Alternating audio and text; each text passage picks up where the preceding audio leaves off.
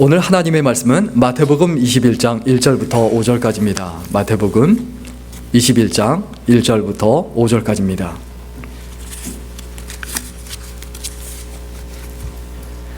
마태복음 21장 1절부터 5절까지 우리 한 절씩 교독하겠습니다. 제가 먼저 읽고 여러분이 한 절 읽고 한 절씩 교독하겠습니다. 저희가 예루살렘에 가까이 와서 감난산 벳바게에 이르렀을 때 예수께서 두 제자에게 보내시며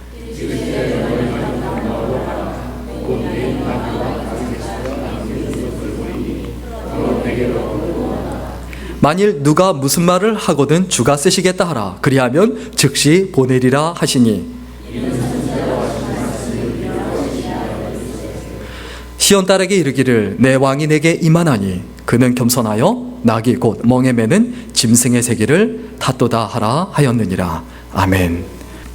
오늘은 가장 복된 인생, 가장 복된 인생이란 제목으로 함께 하나님의 말씀 나누겠습니다.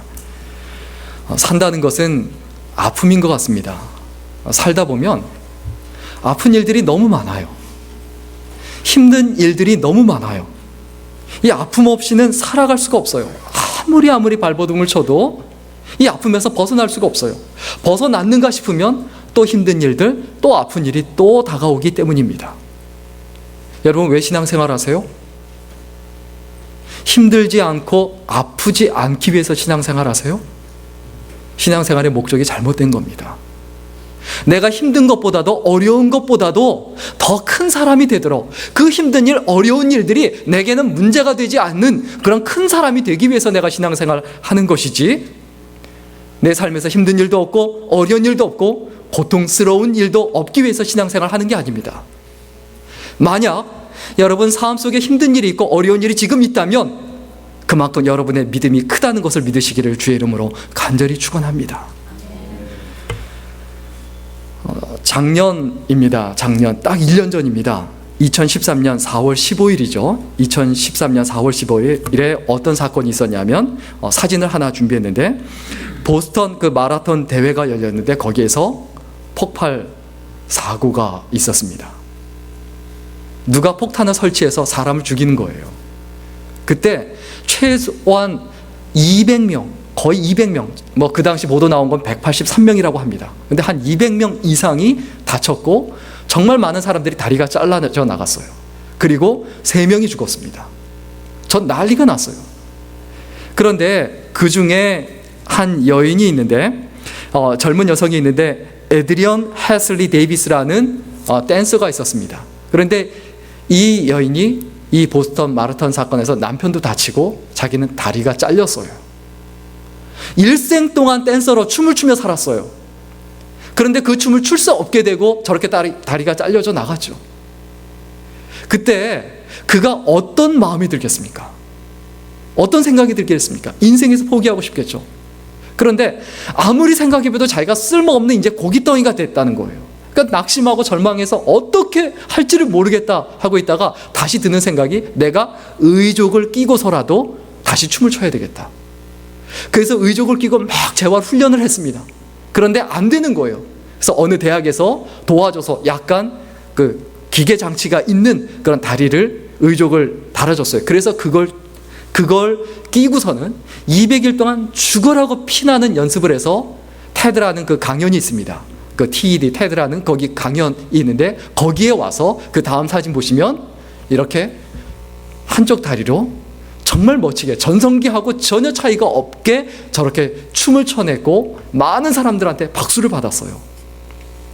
그때 그녀가 강연을 하면서 마지막에 이런 말을 합니다. 내가 다시 춤출 수 있는 건 참 좋지만 더 기쁜 것은 꿈을 이루려는 분들에게 힘이 될 수 있어서 뿌듯합니다. 꿈이 있으면 전부를 잃어도 이룰 것이 많습니다. 고통과 절망도 지나고 나면 아름다운 순간입니다. 여러분 어떠한 생각이 드세요? 어떤 인생을 꿈꾸세요? 많은 사람들이 꿈꾸는 인생이 있습니다. 어떤 인생입니까? 대부분 다 편안하게 살고 싶어요. 그래서 돈을 벌어요. 죽어라고 돈을 벌어요. 고생고생해서 돈을 벌어요. 편안하게 살고 싶어서. 그런데 과연 그게 되느냐? 편안하게 살고 싶어서 가정에서 어떻게 하면 내가 편할까? 그래서 남을 힘들게 해요.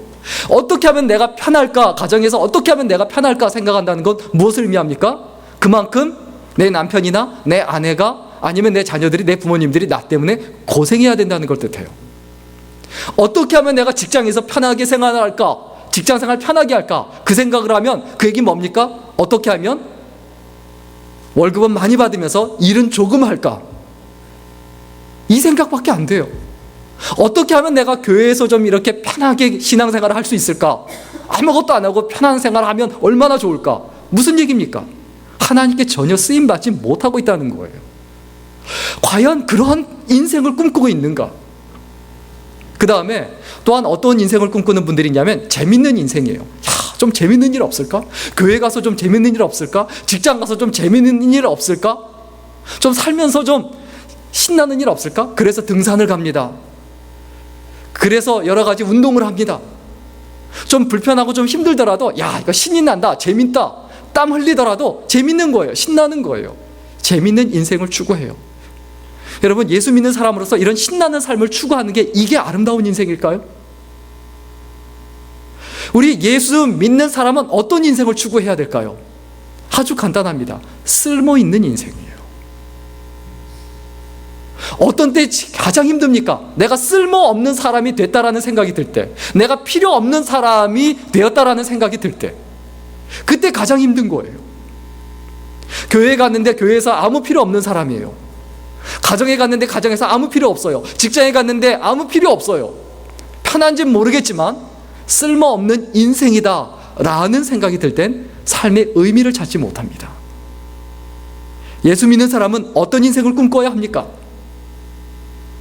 이 에드리언이라는 이 여인처럼, 이 댄서처럼 다리가 잘려 나갔다 할지라도 어떤 인생을 꿈꿔야 합니까? 어떻게 하면 내가 쓸모있는 인생이 될까? 이것을 고민해야 되지 않을까요? 오늘 성경 본문에 예수 그리스도께서 예루살렘에 입성하시기 전에 나귀를 데려다가 나귀를 타고 예루살렘으로 들어가는 장면이 나오는데, 제자들을 불러다가 갑자기 남의 집에 가서 뭐를 끌어오라고 합니까? 나귀를 끌어오라고 합니다. 이게 좀 이해가 안 되시면 지금으로 말하면 여러분 집에 차가 있는데, 멀쩡하게 아주 잘 다 있는 차가 있는데 예수님께서 오셔서 야, 내가 저 차 좀 타야 되니까 너 가서 그 차 좀 끌고 와라. 주인한테 아무 말도 안 하고 그냥 타고 와라. 이거하고 똑같은 거예요. 얼마나 황당합니까? 그리고 그 주인이, 나귀 주인이 뭐라고 하면, 차 주인이 뭐라고 하면 뭐라고 해라? 주가 쓰시겠다 하라. 그러면 보낼 것이다. 여러분, 제자들 같으면, 제자들이 여러분 같으면, 여러분이 제자였다면 예수님 말씀대로 그게 하고 싶겠어요? 되겠어요? 자, 제가 여러분한테 부탁을 합니다. 자, 아무개 어디 가면 아무개 씨가 있는데 그 집에 차가 한 대 있을 텐데 그냥 그 차 끌고 와라. 그러면 여러분 끌어오시겠습니까? 안 끌어오죠. 누가 그걸 하겠습니까? 그런데 제자들이 그걸 한 거예요. 우리가 하나님 앞에 기억해야 합니다. 내가 예수님의 말씀을 듣고 순종한다는 건 뭡니까? 내가 이해가 안 되는데 순종은, 그게 순종이에요. 내가 하기 싫은데 하는 거, 그게 순종이에요. 내 마음에 원하지 않는데 하는 거, 그게 순종이에요. 내가 하고 싶은 거 다 하면 그게 무슨 순종입니까? 자기가 하고 싶어서 한 건데. 교회에서 내가 막 열심히 해요. 근데 자기가 하고 싶어서 한 건데 그게 무슨 순종이에요? 자기가 좋아서 자기가 하고 싶어서 한 건데, 그러다가 하기 싫으면 어떻게 합니까? 안 해요. 기분 나쁘면 안 해요. 그게 무슨 순종입니까? 그건 순종이 아니죠. 오늘 성경 본문에 가서 그 나귀를 끌고 와라 라고 했을 때 알겠습니다 라고 끌고 올 수 있든 없든 무조건 가는 것, 끌고 오지 못한다, 어쩔 수 없는 거예요. 그냥 시도하는 거예요. 그게 순종입니다. 예수님께서 예루살렘에 들어가시기 전에 단 한 번도 나귀를 타고 들어가신 적이 없습니다. 그런데 성경에 있는 말씀 그대로 그것을 이루기 위해서 예수님께서 나귀를 타고 들어가시기 위해서 제자들에게 나귀를 끌어오라고 하세요. 우리가 하나님 앞에 가장 복 있는 인생은 어떤 인생이냐 기억해야 합니다. 하나는 선택받은 인생이에요. 하나님의 자녀로, 하나님의 일꾼으로 내가 선택받아서 구원받았다는 거. 여러분, 내가 하나님의 일꾼으로 제자로 선택받은 거, 이거 은혜입니다. 내가 잘나서 구원받고 내가 잘나서 제자가 된 게 아니에요. 잘나서 일꾼이 된 게 아니에요. 이건 은혜입니다. 그 은혜를 기억해야 돼요. 그래서 그 은혜가 지배하는 인생을 살아가야 합니다. 우리 오늘 본문 1절에서 3절까지 다 같이 한 번 더 읽겠습니다. 1절에서 3절까지입니다. 같이 읽습니다. 시작. 저희가 예루살렘에 가까이 와서 감난산 벳바게에 이르렀을 때에 예수께서 두 제자를 보내시며 이르시되 너희 맞은편 마을로 가라. 곧 매인 나귀와 나귀 새끼가 함께 있는 것을 보리니 풀어 내게로 끌고 오너라. 만일 누가 무슨 말을 하거든 주가 쓰시겠다 하라. 그리하면 즉시 보내리라 하시니. 여기서 중요한 얘기를 합니다. 2절에 보면 너희 맞은편 마을로 가라. 거기에 매인 나귀와 또 어떤 나귀가 있죠? 나귀의 새끼까지 있어요. 아니, 어미 나귀가 새끼를 놔두고 이렇게 끌고 오려고 하면 따라옵니까? 안 따라오죠. 주인의 허락도 안 받고. 그런 일들을 빤히 안 된다라는 거 빤히 알고 있어요. 그런데 어떻게 말씀하십니까? 네가 해라. 너희들 해라. 제자들에게 말씀하세요. 자, 이게 못하는 일입니까? 아니면 못하는 일입니까? 하고 싶지 않은 일입니까? 이게 불가능한 일입니까? 아니면 하고 싶지 않은 일입니까? 하고 싶지 않은 일이에요. 그런데 순종하라고 하나님께서 말씀하세요. 왜 그렇죠? 예수님의 제자이기 때문에. 예수님의 제자이기 때문입니다. 여러분, 예수님의 제자세요? 예수 믿는 신앙인이라면 다 제자예요. 그러면 무조건 순종해야 돼요. 우리가 살아가는 인생과 삶에서 우리는 예수님의 일꾼으로 선택되어졌다라는 것을 믿어야 합니다. 그리고 우리가 자원해서 일꾼이 된 것도 아니고 누가 추천해서 일꾼이 된 것도 아니고 우리가 잘나서 일꾼이 된 것이 아니라 그냥 일꾼으로 선택하신 거예요. 사람의 행복은 어디에 있습니까? 쓰임받는 데 있고 쓸모있는 사람이 되는 데 있습니다. 특별히 크리스천의 행복은 어디에 있어야 합니까? 하나님께, 예수 그리스도께 쓰임받는데 거기에 바로 행복이 있다. 이것을 믿으시기를 주의 이름으로 간절히 축원합니다. 서울의 어느 큰 대형 교회에 회갑을 맞은 어느 권사님 이야기입니다. 이 권사님이 나이가 들면서 내가 지금까지 뭐 했나? 내가 지금까지 잘못 산 것 같다. 도대체 한 게 없는 것 같다. 이런 생각이 들어서 참 고민하고 있는데 갑자기 TV를 보다가 그런 생각이 들더래요. 좀 대학병원에 좀 이렇게 대학생들이 의료 실습용으로 내 시신을 기증해야 되겠다. 어차피 죽어 없어질 몸인데. 그래서 자기가 자기 자녀들하고 의논을 하고 그래서 대학병원에 갔는데 그냥 되는 게 아니고 자녀들이 동의서를 써주고 또 목사님이나 누가 또 동의서를 써줘야 된대요. 그래서 그걸 써주고 그 다음에 시신을 이렇게 기증하고 계약을 했어요. 그런데 그 다음부터가 중요해요. 이 권사님이 그 다음부터 몸 관리를 굉장히 잘하는 거예요. 내가 죽으면 이 몸은 내게 아니고 그 대학병원에 내가 실습용으로 이미 기증이 된 몸이고 이미 이제 내 몸이 아닌데 내 마음대로 할 수가 없다. 그래서 그 다음부터 건강관리를 굉장히 잘하더라는 거예요. 깨끗하고 소중하게 관리해서 그래서 그 다음에 넘겨줘야지. 여러분, 이와 같은 권사님이 계신가 하면 어떤 분들은 술로 자기를 더럽히고 담배로 자기를 더럽히고 그리고 또 안 좋은 것, 세상적인 것, 인간적인 말과 세상적인 것들을 잔뜩 들으면서 그것으로 자기 자신을 더럽히고 그 다음에 하나님께 드리겠다? 이건 아니지 않습니까? 우리가 신앙생활을 하는데 신앙생활이라는 게 뭡니까? 우리의 마음속에 가슴 깊이 생각해 봐야 합니다. 내가 하나님께 은혜를 입었다라고 생각하면 내가 그럼 어떻게 살아가야 합니까? 내가 하나님의 은혜에 지배받으며 살아가야 되지 않을까요?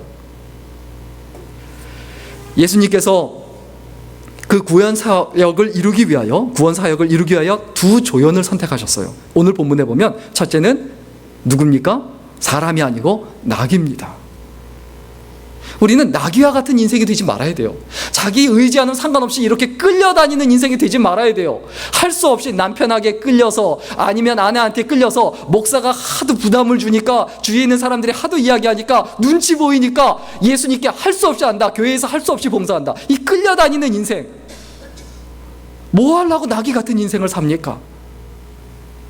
우리는 어떤 인생이 돼야 합니까? 두 번째로 예수님께서 선택하신 사람 누구죠? 제자들입니다. 이 제자들과 같은 인생이 돼야 되죠. 이 제자들이 어떤 사람들입니까?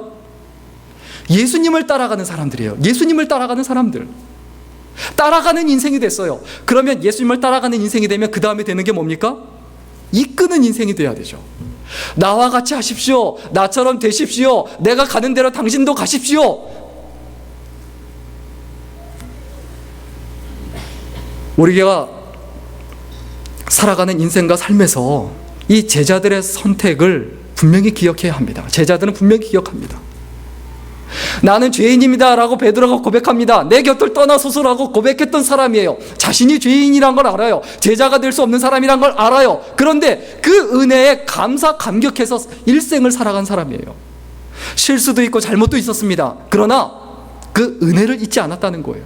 그래서 예수님을 부인하고서 왜 그렇게 괴로워합니까? 그 은혜를 알거든요. 나같이 부족한 사람을 제자로 삼아주셨다. 나같이 부족하고 허물 많은 사람을 구원하셨다라는 그 구원의 은혜, 그 구원의 감격, 이것을 절대로 잊지 않았다라는 거죠. 그림을 하나 준비했는데 이게 어떤 그림인가 한번 좀 보셨으면 좋겠습니다. 이게 어떤 그림일까요? 아들하고 아빠하고 이렇게 걸어가는데 버섯이 쭉 있었습니다. 그런데 버섯 중에 화려한 버섯 하나를 가리키면서 아빠가 말합니다. 얘야, 저거는 독버섯이야. 이 말하고 그냥 갔어요. 그러니까 저 버섯이 기절한 겁니다. 놀래서. 나보고 독버섯이래. 상처를 받은 거예요. 어떻게 나한테 독버섯이라고 할 수가 있어? 야, 그러니까 옆에 있던 친구들이 막 이렇게 세워주면서 위로합니다. 야, 너는 예쁘잖아. 예쁘게 생겼잖아. 근데 뭐 그런 말에 신경 써. 아무리 해도 그렇게 듣지를 않습니다. 그러니까 그 친구 중에 한 명이 계속 그 말을 듣고 있다. 뭐라고 하냐면, 먹을 수 있느냐 없느냐, 독버섯이다 아니다 하는 것은 사람들이 하는 말이야. 네가 독버섯이면 어떻고 아니면 어때? 왜 사람들의 평가에 네가 자꾸 치우치고 흔들려? 네가 뭘 잘못했길래? 라고 이야기하는 거예요. 여러분 이해되세요? 자, 독버섯이 있습니다. 실제로 독버섯이라 할지라도 사람한테 피해 준 게 뭐가 있습니까? 자신을 지키기 위해서 독을 품고 있는 거 사실이에요. 그러나 왜 사람들이 평가하고 독버섯이다, 너는 아니다, 양송이 버섯이다, 무슨 영지버섯이다, 나는 영저버섯이야, 대단해. 왜 사람의 평가에? 너무 웃으시는 것 같은데. 이렇게 말하면 뭐합니까? 내가 살아가는 인생과 삶에서 내가 독버섯이면 어떻고, 영지버섯이면 어떻고, 또 무슨 양송이버섯이면 어떻고, 무슨 버섯이면 어때요? 나는 그냥 버섯일 뿐인데 왜 다른 평가에 내가 자꾸 치우치고 흔들리냐는 거예요. 중요한 건 뭡니까? 하나님께서 나를 선택하셨다. 선택의 은혜를 입었다는 거예요. 예수께서 나를 제자로 선택하셨다라는 것, 하나님의 일꾼으로 선택하셨다는 것, 그것보다 뭐가 더 중요합니까? 어떤 게 더 중요합니까? 너는 내 일꾼이다. 하나님께서 말씀하셨는데 사람이 하는 말, 너는 왜 이렇게 가난해? 너는 왜 이렇게 키가 작어? 너는 왜 이렇게 머리숱이 없어? 죄송합니다. 예. 하다 보니까 어떻게 거기까지는 안 가려고 했는데, 너는 이게 왜 어때? 저게 왜 어때? 뭐가 중요합니까? 내면이 중요한 거 아닙니까? 그리고 하나님께서 나를 어떻게 여기시느냐, 이게 중요한 게 아닙니까? 그러니까 그걸 또 이제 좀 이렇게 키 작은 분들이, 저도 이제 키 작은 쪽에 들어가죠. 크진 않죠. 중간 키였는데 지금은 작은 쪽에 들어가죠. 근데 이 키 작은 분들이 또 하는 말이 있죠. 키 크면 어떻다고요? 싱겁다고. 또 거기에 또 상처받아갖고. 그 말에 상처받습니까? 안 싱거우면 되잖아요. 또 싱거우면 좀 어떻습니까? 사람이 싱거운 사람도 있고 짠 사람도 있고 다 그렇지. 여러분, 사람의 말에 너무 신경 쓰지 마십시오. 예수님께서 나를 어떻게 여기시는가, 이게 중요합니다. 내가 선택을 받은 존재다라는 것, 이 사실을 확고하게 믿고 믿음으로 살아가실 수 있기를 주의 이름으로 간절히 축원합니다. 복된 인생의 조건, 첫 번째는 뭐라고요? 내가 선택을 받았다라는 거예요. 두 번째 조건은 뭐냐면 이제는 내가 선택하는 거예요. 내가 주님을 따라가겠다, 예수님 뜻대로 살아가겠다, 하나님 뜻대로 살겠다. 다시 말하면 사명을 선택하는 거예요. 생명을 걸고 하나님 뜻대로 살겠습니다 라고 선택을 하고 그 길을 걸어가는 인생이 가장 복된 인생인 줄 믿으시기를 주의 이름으로 간절히 축원합니다. 선택받았어요. 그리고 그 다음에 내가 선택해야 돼요. 이 두 가지가 다 돼야 돼요.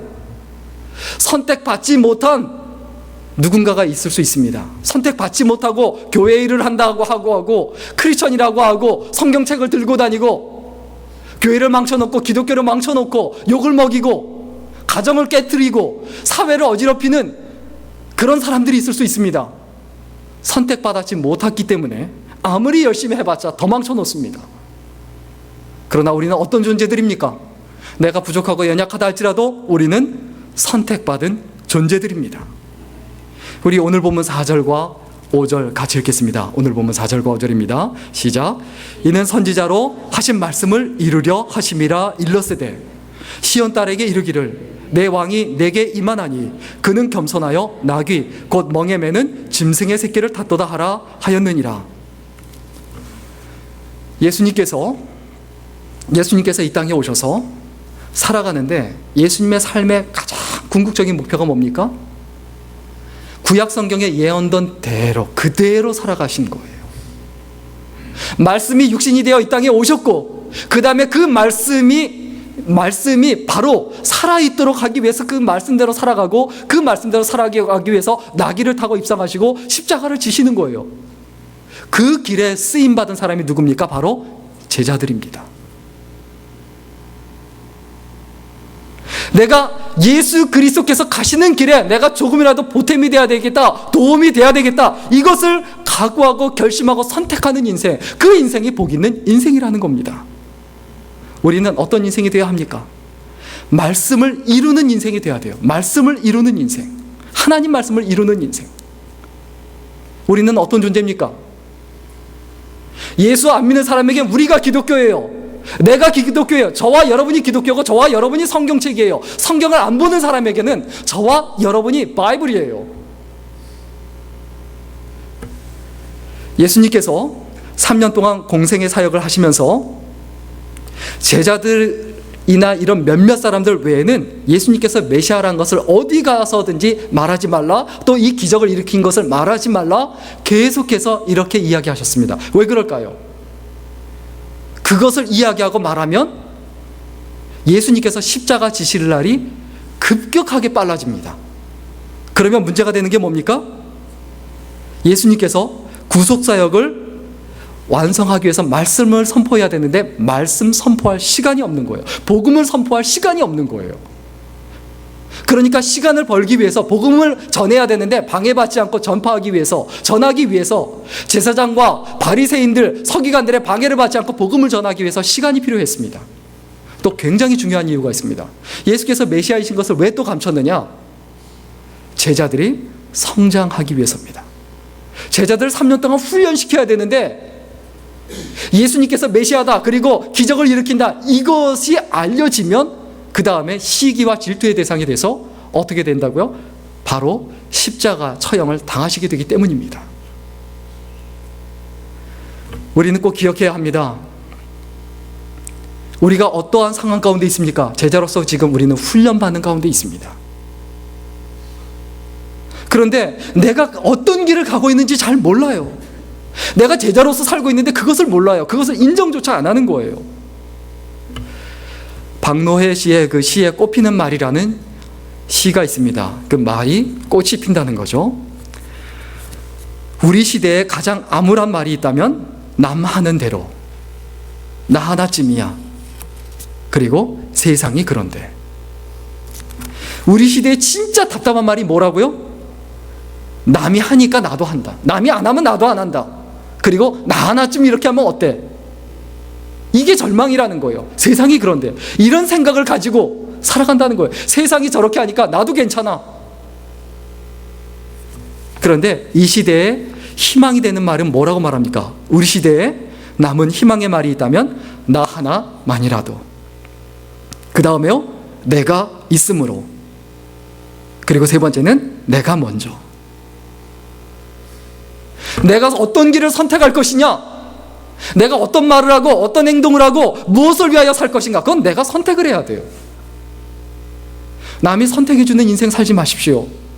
내가 선택한 인생, 주도적인 인생이 되어 살아가야 합니다. 우리가 두 가지 인생을 선택해서 살아갈 수 있어요.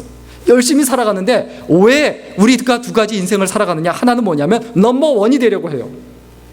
다른 사람을 밟고 올라가려고 해요. 그래서 경쟁에서 무조건 이겨야 돼요. 다른 사람보다 더 돈이 많아야 되고, 그리고 내 자식이 더 좋은 대학에 가야 하고, 그리고 내가 더 좋은 집에 살아야 되고, 더 좋은 차를 타야 하고, 넘버원이 되려고 해요. 그런데 넘버원이 되려고 한다는 건 뭡니까? 다른 사람한테 내 기쁨이 좌지우지 된다는 걸 의미해요. 자, 제가 예를 들어서 뭐 이렇게 5만 불짜리 렉서스를 사서 타고 다녀요. 그런데 보니까 옆집 사람이 10만 불짜리 테슬라를 딱 타고 와요. 그 다음부터 고통이에요. 이거 차를 바꿔야 되나? 이거 자존심 상하는데. 여러분, 우리의 기쁨이 왜 다른 사람한테 좌지우지 됩니까?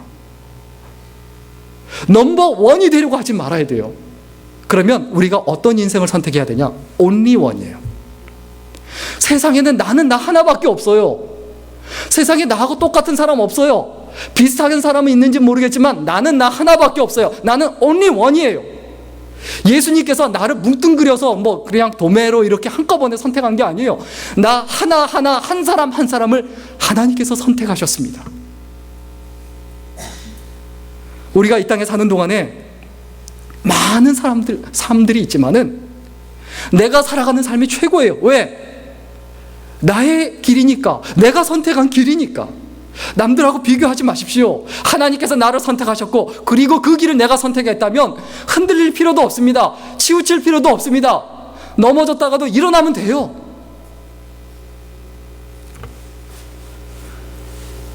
유명한 소프라노 가수 프리마돈나죠. 홍혜경 씨가 이런 말을 했습니다. 오페라 가수로 성공하기 위해서는 자기만의 고유한 소리를 찾아야 합니다. 그래야만 같은 노래를 불러도 자신의 특별함을 청중에게 전달할 수 있습니다. 하지만 많은 성악가가 다른 사람을 흉내내는데 그치고 맙니다. 자기만의 고유함을 찾아가다 보면 길이 나타나는데도 말입니다. 목사님들이 똑같은 설교 원고를 가지고 설교를 해도 달라요. 똑같은 자리에서 똑같은 봉사를 해도 결과는 완전히 달라요. 그건 뭡니까? 무능하다고 생각하지 마세요. 그건 다른 거예요. 교회에 교인이 많으면 많은 대로, 적으면 적은 대로 하나님께 다르게 쓰임받고 있는 것 뿐이에요. 우리가 무엇을 자랑스럽게 여겨야 합니까? 내가 어떤 일에 쓰임을 받든 세상적인 가치관으로 평가하지 마시고, 내가 하나님의 일을 하고 있다, 하나님께 쓰임받고 있다, 하나님께 쓰임받기로 내가 결정하고 각오하고 선택했다, 이것이 가장 중요합니다. 이 선택을 한 사람이 복된 인생입니다. 마지막 한 가지 이야기만 하고 오늘 말씀을 마치려고 하는데, 1902년 12월 16일에 충남 천안에서 태어난 분이 있습니다. 누군지 아세요? 누굴까요? 사진 보니까 아시겠죠? 유관순 여사, 유관순 선생이죠. 저 때가 몇 살이냐 하면 18살입니다. 한국 나이로 18살. 독립운동을 했을 때가 언제냐면 1년 전, 언제냐 하면 17살 때입니다. 그런데 이 유관순 여사가 언제 태어났냐면 1902년에 태어났는데, 아버지는 유중건 씨고 모친은 이소재 선생님인데, 이 5남매 가운데 둘째 딸이에요. 그런데 그 아버지가 일찌감치, 아직 저 사진을 보여주시면 안 될 것 같습니다. 아직 우리가 좀 기억해야 되는데, 그 아버지가 크리스천이에요. 굉장히 독실한 크리스천이에요. 기독교 신앙을 가지고 이 아이를 기독교적인 학교에서 공부를 시켜야 되겠다고 해서 이화학당으로 학교를 옮겼어요. 거기서 YWCA에 들어가고, 기독 여성 모임이죠. 근데 거기에서 이것은 일본이 정말 잘못하고 있다, 우리가 나라를 잃었다라는 것을 거기서 깨닫고 가만히 있으면 안 되겠다라는 그 의기가 끌어오른 거예요. 그래서 같이 여학생들을 모아서 독립운동을 준비를 하고 그리고 만세운동을 준비합니다. 태극기를 그리고. 그런데 그래서 전부 다 함께 모여서 그 일을 하고 있는데 마침 3.1 만세운동을 한다고 하니까 거기에 다 동참해서 하고 있는데 그때 그 아버지도 그리고 그 어머니도 그 시위에 같이 참여했습니다. 그런데 저 유관순 여사 앞에서 시위한다는 이유로 그 아버지가 헌병들에게 총에 맞아 죽고 그리고 그것을 말리다가 그 어머니도 총에 맞아 죽었습니다. 자기 눈앞에서 그걸 본 거예요. 그래서 이 유관순 여사가 정말 내가 이것보다 더 슬픈 건, 내가 부모님을 잃은 것보다 더 슬픈 건 나라 잃은 슬픔이다. 내가 부모님을 잃은 것보다, 내가 고통을 당하고 어려움을 당하는 것보다 더 큰 슬픔이 뭐냐? 큰 슬픔이 뭔지를 아는 거야. 나라 잃은 것이다. 내가 여기서 사람들 뭐 하냐? 내가 크리스천으로 산다라고 했을 때 하나님께서 이 시대에 나한테 사명을 맡겨주신다면 이 시대의 사명이 무엇인가 한번 생각해 봤으면 좋겠다. 그래서 고등학생들이 함께 모인 거예요. 결국 유관순 선생은 시위를 하다가 잡혀서 천안 헌병대에서 갖은 고문을 받습니다. 그리고 고문을 받을 때 뭐라고 말하냐면 내가 시위 주동자다. 다른 사람은 다 풀어줘라. 이렇게 계속해서 말하고 이야기합니다. 그리고 공주 감옥으로 더 큰 감옥으로 이송이 됐는데 거기부터 또 어떻게 했냐면 아침 저녁으로 같이 거기다 갇혀있는 독립운동하다 갇혀있는 한국 사람들이 있습니다. 아침마다 같이 먼저 만세를 부릅니다. 대한독립 만세하고 감옥에 갇혔음에도 불구하고 거기서 대한독립 만세라고 계속 소리를 지릅니다. 결국 어떻게 합니까? 주동자가 유관순 여사니까 끌어다가 고문을 하는데 말을 안 듣니까 인두로 지져서 귀를 잘라버립니다. 그게 그 다음 사진입니다. 이 사진이 어디냐면 서대문 형무소에 있어요. 그리고 어떻게 했냐면 코를 베버렸어요. 결국 피를 흘리고 결국 18살 나이에 세상을 떠납니다.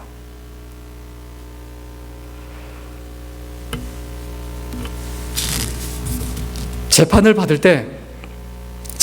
때 뭐라고 이야기하냐면 나는 한국 사람이다. 너희들은 우리 땅에 와서 우리 동포를 수없이 죽이고 나의 아버지와 어머니를 죽였으니 죄를 지은 자는 바로 너희들이다. 우리들은 너희들에게 형벌을 줄 권리는 있어도 너희들은 우리를 재판할 어떤 권리도 명분도 없다. 끝까지 재판을 거부하고 묵비권을 행사했습니다.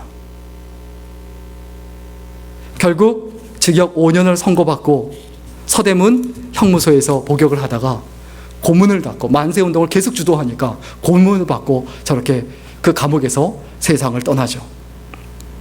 유관순 열사의 마지막 유언이 굉장히 잘 알려져 있는데 그 유관순 열사의 유언이 이런 내용입니다. 내 손톱이 빠져나가고 내 코와 귀가 잘리고 내 다리가 부러져도 이 고통은 이길 수 있사오나 나라를 잃어버린 고통은 견딜 수가 없습니다. 나라를 위해 바칠 목숨이 오직 하나밖에 없는 것이 나의 유일한 슬픔입니다. 뭐가 유일한 슬픔이라고요? 내가 목숨이 10개라면 10개 다 나라를 위해서 다 바치겠다. 내가 목숨이 하나밖에 없는 것이 그것이 내가 원망이고 그게 내가 슬픔이다. 여러분 진짜 슬픔이 뭐세요? 돈이 없어서 슬프세요? 누구한테 독버섯이란 말 들었다고 슬프세요? 어떤 말이 슬프세요? 남편한테 한 작은 말, 남편한테 들은 작은 말, 아내한테 들은 작은 말 때문에 우리가 얼마나 속 뒤집힙니까? 그런 작은 인생이 되지 말아야 하지 않습니까? 누가 유관순 열사의 삶을 실패했다거나 아니면 단순하게 출세했다고 이렇게 말합니까? 그 삶을 뭐라고 표현할까요? 위대하다고 말하지 않을까요? 여러분 신앙생활이 뭡니까? 주일날 성경책 들고 교회만 가면 이게 신앙생활일까요? 유관순 여사가 예수 그리스도를 믿고 고백하고 신사참배도 해가면서 성경책 들고 교회 가면 그러면 신앙생활 잘한 것일까요? 그게 진짜 신앙생활일까요? 죽음을 거부하고 신사참배를 거부하고 대한독립을 위해서 목숨을 걸고 생명을 걸 수 있는 것, 이게 진짜 신앙생활 아닐까요? 우리는 신앙생활에 대해서 너무 착각합니다. 너무 안일하게 생각합니다. 너무 가볍게 생각합니다. 너무 쉽게 생각합니다. 너무 우습게 생각합니다. 할 수 있으면 하고 하기 싫으면 안 하고 그게 신앙생활일까요? 예수께서 나를 위하여 죽으셨는데 그러면 내가 어떻게 해야 합니까?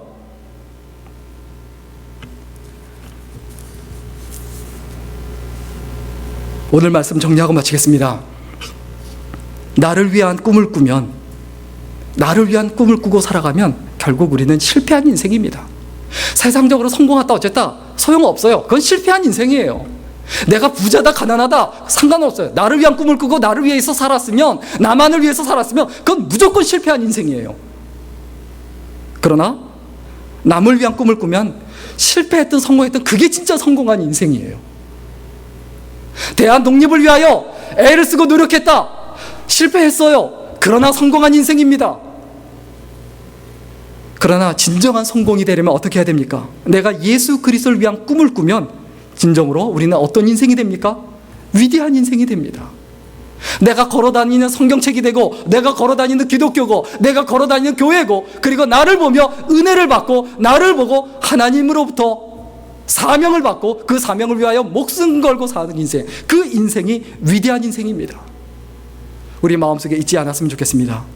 하나님과 동행하면 반드시 목적지에 도달합니다. 어떤 목적지요? 사명을 감당하는 목적지. 생명 다하는 그날까지 하나님과 동행하는 인생을 살아갈 수 있기를 주의 이름으로 간절히 축원합니다. 기도하겠습니다. 살아계신 하나님, 한 번밖에 없는 인생인데 헛되이 낭비하지 아니하도록 붙들어 주시고 하나님 앞에 열매 맺는 생애와 삶을 살아갈 수 있도록 인도하여 주옵소서. 나귀와 같이 끌려다니는 인생 되지 말게 하시고 제자들처럼 선택받고 또 하나님을 따라가기로 선택하고 생명 다하는 그날까지 이 시대와 이때에 쓰임받는 삶이 되기 위하여 목숨 걸고 생명 걸고 살아가는 믿음의 사람이 될 수 있도록 마음껏 축복하시고 인도해 주옵소서. 감사드리며 예수님의 이름으로 기도드렸습니다. 아멘.